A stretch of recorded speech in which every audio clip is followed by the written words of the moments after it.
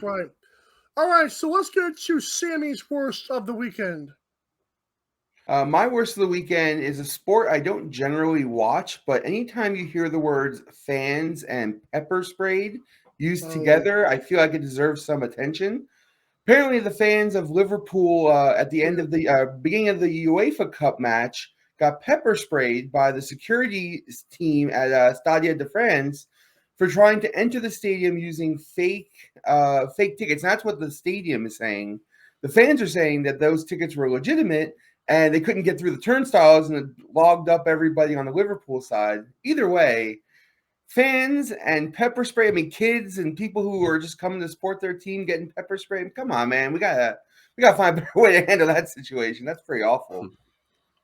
Did you see the pictures from that scene? Like that was just an ugly Oh, scene all around. It was terrible. absolutely terrible.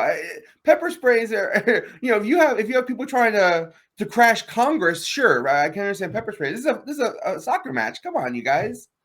Single Well, I mean, file you got line, gee, all of you. to.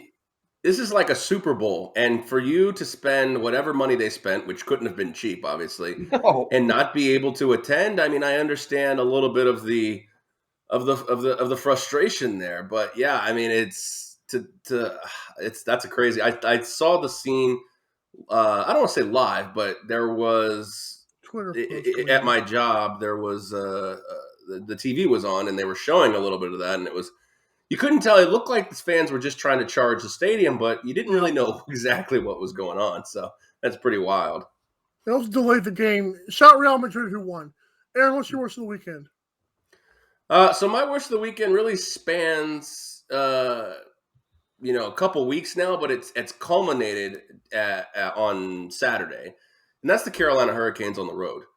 It's Oh, absolutely incredible how bad they are away from their own building. I mean, it's almost like to me, and I know this sounds crazy because they will play 4 games at home. Like, let's go Carolina in Game 7 because ah, Tampa Bay is going to stomp all over them too, especially at Amalie. But I mean, all they got to do is win one away game inside Carolina. I mean, I don't know. The Rangers for me feel like a tough matchup for the Bolts. My game 7 is tomorrow. My worst of the weekend is the Miami Heat fans. Oh, lordy. The Heat fans with Game 3:30 7 is left. tonight. Huh? Is it really? Game 7 is tonight. Yeah, 5 o'clock. Oh wow, I knew that. Um, so 3:30 left. Our team is coming back. Well, we're down by 13 or whatever. And wouldn't you know it, the fans of the FTX Arena start leaving again. In a game 7, you start leaving when it's not even 20, it's not 15, it's 13. Come on, man. Come on.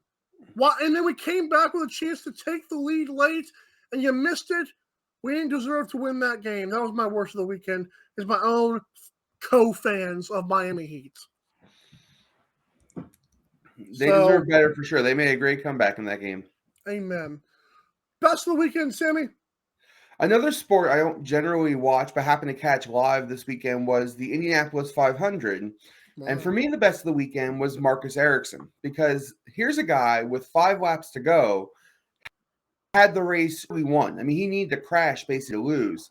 And what happened was Jimmy Johnson crashed, the guy who was in 24th place, created a restart of the final few laps of that race where Marcus Ericsson went from having a sure win to now barely being a favorite to win, if a favorite at all. And the way he handled it wasn't to get out of his car and stomp his feet and complain to the refs. It wasn't to get upset and get himself all out of place. Instead, he sat in his car, he devised a plan, and when the restart happened, he went out and won the race. And I was very happy to see it. He handled that wonderfully, and the competitiveness of that sport is what should transcend all sports, right? Instead of going to the officials and finding ways to complain about your bad luck, strap up your boots and do the work and win the race. And so kudos to him and his team. And I don't watch a lot of IndyCar race, but that was a pretty exciting ending. I actually really enjoyed. Yeah, I think recently Ryan Blaney in the All-Star race actually had like a crash like 100 feet from the finish line, and he had to restart it and get it, and then his window net was down, so he had to put it back barely up. So it's kind of like a similar situation. They're just man up and do it. And they both did it. So great job for both of them. Aaron, best of the weekend. So my best of the weekend is Sam Burns and the Colonial. It was an incredible day.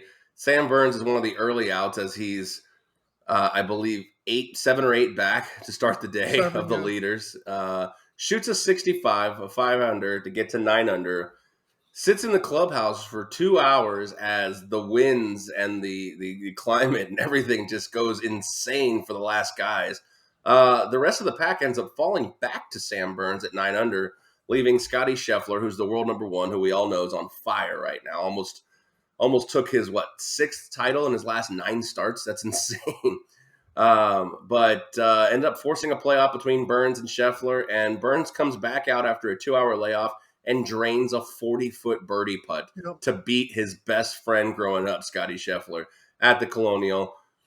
Just a great scene for Sam Burns, who's also bursting on the scene. He's won 3 or 4 tournaments over the last 2 years as well. Another guy coming onto the scene here. So, a special tip of the cap and a kudos to Sam Burns for winning at the Colonial, beating up on the number 1 player in the world, who also just happens to be his childhood best friend.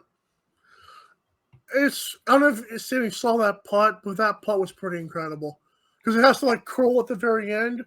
That was a pretty putt. I did not see it live, but I did catch it on SportsCenter. That was pretty cool. I saw this morning actually on Twitter. My best of the weekend. As we wrap it up here, go to amdrive.online for the best morning show merchandise at the lowest price. My best was actually Jimmy Johnson. And it was actually the pre-race because obviously he crashed at the end and shame on him for that. Jimmy Johnson is a 7-time NASCAR Cup champion in an era where there was a lot of really good drivers like Jeff Gordon, Kyle Busch, and others. Jimmy Johnson dominated his sport. I think he won 5 or 6 in a row at one point.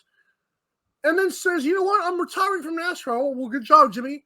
I'm going to IndyCar now. It's quite a transition for Jimmy Johnson, who, again, has dominated motorsports, at least at a big stage, and now saying, I guess I'm not just a turn left driver, although Indy 500 is an oval track. I used to not like Jimmy Johnson at all because he would take away so many championships from everybody else. But, hey, great job for him racing the Indy 500. It's incredible. He actually led a lap in that race at the end. That's insane. It shouldn't even be allowed, but he shouldn't be allowed to be that good. There you go.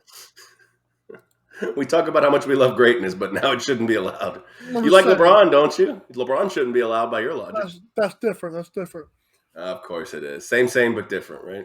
Right.